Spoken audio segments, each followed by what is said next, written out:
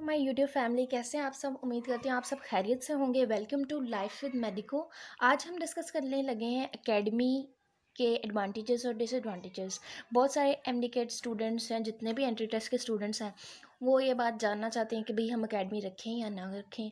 Gossips के भाई साथ वाली लड़की ने तो एकेडमी के बगैर ही पास कर लिया, और इस एकेडमी तो जाना ज़रूरी है। All that confusions at the time of MD, वैसे ही बेचारे बच्चे बहुत परेशान होते हैं। तो I am here to ease your problems. तो ये वीडियो एंड तक दिखिएगा। मैं इसमें आपको सब पॉइंट्स क्लियर कर दूंगी, और अगर कोई प्रॉब्लम हो तो आप एंड पे पूछ सकते हैं। तो वीडियो का एंड तक देखिएगा। Let's start it. तो सबसे पहले मैं आपको बताऊंगी कि एकेडमी ज्वाइन करने के एडवांटेजेस क्या क्या हैं। तो सबसे पहला हमारे पास है इट्स ऑफ प्रैक्टिस। एकेडमी का सबसे बड़ा फ़ायदा जो है वो प्रैक्टिस है। इसके अलावा एकेडमी में जाने का कोई फ़ायदा नहीं है मेरे ख़्याल से। ठीक है, प्रैक्टिस ये होती है कि भाई एकेडमी में रेगुलर टेस्ट्स होते हैं और फिर एंड टेस्ट्स होते हैं, तो आप ख़ुद को एक्सेस कर सकते हो कि आपको भी कितना आता है। दूसरी बात ये कि आपकी प्रैक्टिस हो जाती है, क्योंकि जितने आपके एक्चुअल टेस्ट में एमसीक्यूज़ आते हैं ना, टोटल आपके एकेडमी टेस्ट में भी उतने ही एमसीक्यूज़ आते हैं, और आपके रेगुलर टेस्ट्स होते हैं, जिसकी वजह से आपको बहुत प्रैक्टिस हो जाती है कि आपने जो है वो पेपर कैसे अटैम्प्ट करना है। टाइम मैनेजमेंट वगैरह का सबसे बड़ा फ़ायदा एकेडमी का टाइम मैनेजमेंट है कि इसके प्रैक्टिस टेस्ट से आपकी टाइम मैनेजमेंट बहुत अच्छी हो जाती है, जो कि एक बहुत इंपॉर्टेंट पॉइंट है आपका एमडी क्लियर करने में। क्योंकि मैंने आपको पिछली वीडियो में बताया, मेरी पिछली वीडियो इस बारे में थी कि आप एकेडमी के बगैर क्या एमडी क्लियर कर सकते हैं। वो ज़रूर देखिएगा, उसके बाद इसको भी देखें। तो अब मैं आपको बताऊंगी इसके एडवांटेजेस भी और डिसएडवांटेजेस भी। तो सबसे इम्पॉर्टेंट बात मैंने पहले भी डिस्कस की कि प्रैक्टिस बहुत ज़रूरी है। अगर आपने तैयारी की भी है ना, तो अगर आप वहाँ टाइम मैनेजमेंट नहीं कर पाएंगे तो छोटी सी गलती से आप रह सकते हैं। तो आप चीज़ों को प्लीज़ अच्छे से फोकस करें। इसमें गलती की कोई गुंजाइश नहीं है। आपने एक एक पॉइंट को फोकस करना है। प्रैक्टिस बहुत ज़रूरी है। तो एकेडमी का सबसे बड़ा फ़ायदा तो प्रैक्टिस हो गया। दूसरी बात, इसके जो छोटे छोटे फ़ायदे मैं वो डिस्कस करूँगी। एक तो ये कि जो टीचर्स होते हैं वो आपको काफ़ी चीज़ों को सॉल्व करने के, स्पेशली फ़िज़िक्स में आपको वो शॉर्ट फार्मूलाज बताते हैं कि ये शॉर्ट फार्मूलाज होते हैं कि अगर हम बड़े फार्मूला को यूज़ करें तो वो लेट होगा एमसीक्यू सॉल्व, अगर हम शॉर्ट फार्मूलाज यूज़ करें तो वो जल्दी हो जाता है। तो ये दो मेन फ़ायदे हैं जो मुझे पता है एकेडमी के। इसके अलावा और कोई फ़ायदा नहीं है, और मेन फ़ायदा तो इसका प्रैक्टिस ही है। अब हम चलते हैं डिसएडवांटेजेस की तरफ। तो डिसएडवांटेजेस में हम लोग सबसे पहला इसका जो डिसएडवांटेज है वो है टाइम वेस्टेज। अब ये है कि देखें, कुछ बच्चे ऐसे होते हैं जो घर में रहते हैं और फिर वो एकेडमी जाते हैं, फिर वापस आते हैं, तो जाने आने में जो टाइम वेस्ट होता है वो सबसे बड़ी प्रॉब्लम होती है। आधा दिन तो आपका ऐसे ही वेस्ट हो जाता है ना। और एकेडमी में ऐसा होता है कि अगर आपके कॉन्सेप्ट्स, मैं तो मशवरा दूंगी, अगर आप कॉन्सेप्ट्स पहले से ही अच्छे हैं तो आप एकेडमी ना ज्वाइन करें। हाँ, अब आजकल तो नेट पे भी इतनी अच्छी वीडियोस मिल जाती हैं। अगर आपका कॉन्सेप्ट वीक भी हैं तो आप वहाँ से बना सकते हैं। पता है कि वो एकेडमी जाने में आपका टाइम बहुत वेस्ट होगा। सबसे पहला ये पॉइंट है कि टाइम बहुत वेस्ट होता है आने जाने में। फिर वहाँ जो लेक्चर दे रहा होता है टीचर, तो वो हमें कभी कभी ऐसा भी होता है, अक्सर ऐसा होता है कि एफएससी स्टूडेंट अगर आप अच्छे हैं तो आपको पहले से ही वो टॉपिक समझ आया हुआ है, तो फिर तो ये टोटली टाइम वेस्टेज है। दूसरा ये कि वो लोग जो हॉस्टल्स में रहते हैं तो उनको आने जाने का प्रॉब्लम नहीं होगा, टाइम वेस्ट नहीं होगा। लेकिन ये है कि हॉस्टल में रहना खुद ही एक बहुत बड़ा टाइम वेस्टेज है, खुद ही एक बहुत बड़ी प्रॉब्लम है। हॉस्टलाइट्स को बहुत सारे प्रॉब्लम्स फेस करने पड़ते हैं। उनको मतलब खाना भी ठीक से नहीं मिलता। उसके अलावा एक रूम में बहुत सारे बच्चे रह रहे होते हैं, तो एडजस्ट करना मुश्किल होता है। तो मेरे ख्याल से ऑल दिस इज़ प्रॉब्लम। मेरे ख्याल से एमडी कैट की तैयारी करने के लिए या किसी भी टेस्ट की तैयारी करने के लिए आपको सुकून होना लाजमी है, जो कि आपको सिर्फ घर पे ही मिल सकता है। तो ये भी एक है। दूसरी एक बात है कन्फ्यूजन और एंग्जाइटी। ठीक है, कन्फ्यूजन और एंग्जाइटी ऐसे होती है आपको कि जब आप टेस्ट देते हो आप वहाँ अच्छा नहीं स्कोर करते। और मैं ये भी बताती हूँ आपको कि आप क्यों अच्छा स्कोर नहीं करते।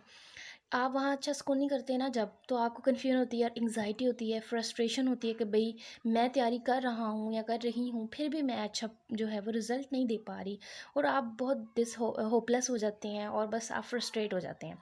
तो मसला ये नहीं होता, आपके अंदर नहीं होता, लेकिन फिर भी ये सारी जो एंग्जाइटी वगैरह होगी आपको, इसका आपकी तैयारी और आपके पेपर पे बहुत इफ़ेक्ट होगा।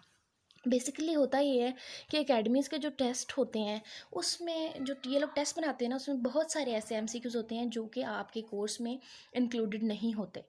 तो आपके जब वो कोर्स में इंक्लूडेड नहीं होते, आपके लेवल के नहीं होते, तभी वो लोग दे रहे होते हैं। तो इसका मतलब है आप उस पर टाइम वेस्ट कर रहे हो। भाई आपके वो पेपर्स, आपके वो क्वेश्चंस आपके पेपर में आने ही नहीं है। जब वो हम नहीं सॉल्व कर पाते अपने टेस्ट में, हम स्कोर नहीं कर पाते, तो हम टेंशन में आ जाते हैं, हम परेशान हो जाते हैं और इसका इफ़ेक्ट हमारी तैयारी पे बहुत ज़्यादा हो जाता है। तो ये है कि मैंने जैसे आपको पिछली वीडियो में बताया था कि आप अपने जो है यूएचएस का सिलेबस है उसे स्ट्रिक्टली फॉलो करना है। उसमें जो टॉपिक्स हैं सिर्फ उसी में से एमसीक्यूज आएंगे, एक्स्ट्रा टॉपिक्स में से नहीं आएंगे।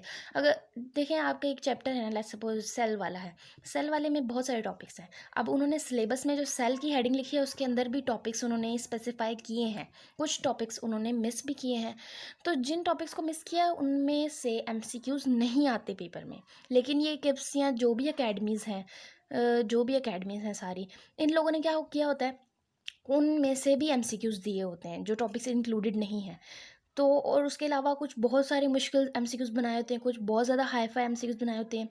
तो जो है ना, ये इस वजह से जब हम नहीं कर पाते स्कोर तो हमें बहुत कन्फ्यूजन होती है, टेंशन होती है, तो फिर हमारा बैड इफेक्ट पड़ता है। तो अगर कोई लोग एकेडमी यूज़ कर रहे हैं तो मैं उन्हें बता दूं कि अगर आपके स्कोर अच्छे नहीं भी हैं एमसीक्यू प्रैक्टिस में तो इट्स ओके, आप टेंशन ना लें।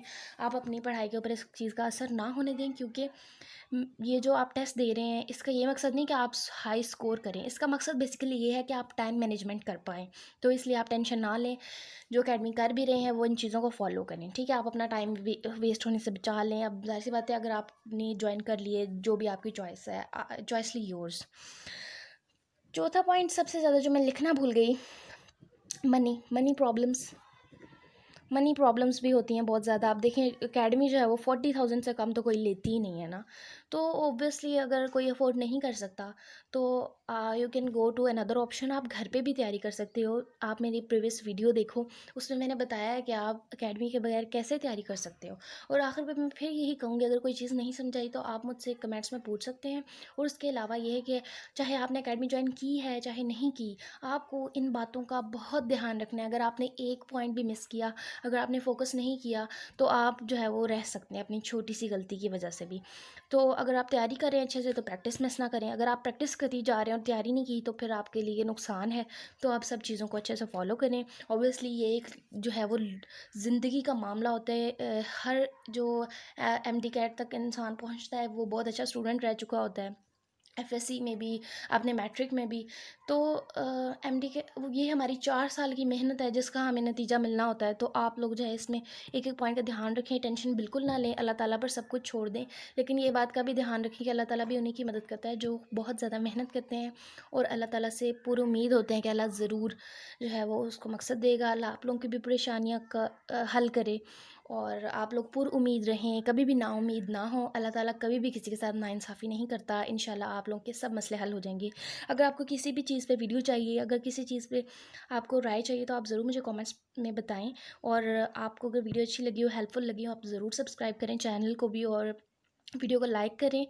और सब्सक्राइब इसलिए करें कि अगर मैं आपको और भी वीडियोस अपलोड करूँगी एक एक सब्जेक्ट को कैसे हमने पढ़ना है, तो वो आपको सबसे पहले देखने को मिलेंगी। तो तब तक अपना ख्याल रखिएगा। अल्लाह हाफ़िज़।